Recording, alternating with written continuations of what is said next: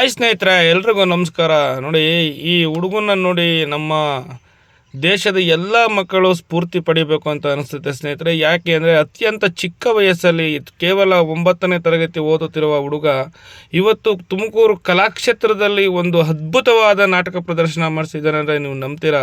ಹೌದು ಸ್ನೇಹಿತರೆ, ನಂಬಲೇಬೇಕು. ನೋಡಿ, ಮಧ್ಯದಲ್ಲಿ ಕುಂತಿರೋರೇ ಶಿವಾನಂದ ಸ್ವಾಮಿ ಅಂತೇಳಿ ಅತ್ಯಂತ ಚಿಕ್ಕ ವಯಸ್ಸಿನ ಹುಡುಗ ಇವತ್ತು ಸಾಧನೆ ಮೆರೆದಿದ್ದ.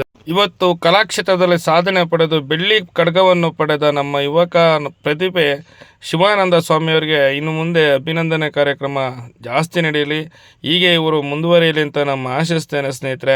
ಅವರ ಗುರುಗಳಾದ ಪಕ್ಕದಲ್ಲೇ ಇರುವಂಥ ಗುರುಗಳಾದ ಈ ಮಗುಗೆ ಶಿಕ್ಷಣ ಕೊಟ್ಟು ಅವ್ರಿಗೂ ಕೂಡ ಒಳ್ಳೆಯದಾಗಲಿ ಅಂತೇಳಿ ಈ ವಿಡಿಯೋ ಮುಖಾಂತರ ಕೇಳ್ಕೊತೀನಿ. ಕಾರಣ ಸ್ನೇಹಿತರೆ, ಇವತ್ತು ಗುಬ್ಬಿ ವೀರಣ್ಣ ಕಲಾಕ್ಷೇತ್ರದಲ್ಲಿ ಅದ್ಭುತಪೂರ್ಣವಾದ ಒಂದು ನಾಟಕ ಪ್ರದರ್ಶನ ಮಾಡಿಸಿದ ಶಿವಾನಂದ ಸ್ವಾಮಿ ಅವ್ರಿಗೆ ಒಳ್ಳೆಯದಾಗಲಿ ಅಂತ ಈ ವಿಡಿಯೋ ಮುಖಾಂತರ ಕೇಳ್ಕೊತ, ಹಾಗೆ ಈ ಹುಡುಗನ ಸಾಧನೆ ಅನೇಕ ಮಕ್ಕಳಿಗೆ ಸ್ಫೂರ್ತಿಯಾಗಲಿ ಅಂತ ಆಶಿಸ್ತೇನೆ ಸ್ನೇಹಿತರೆ.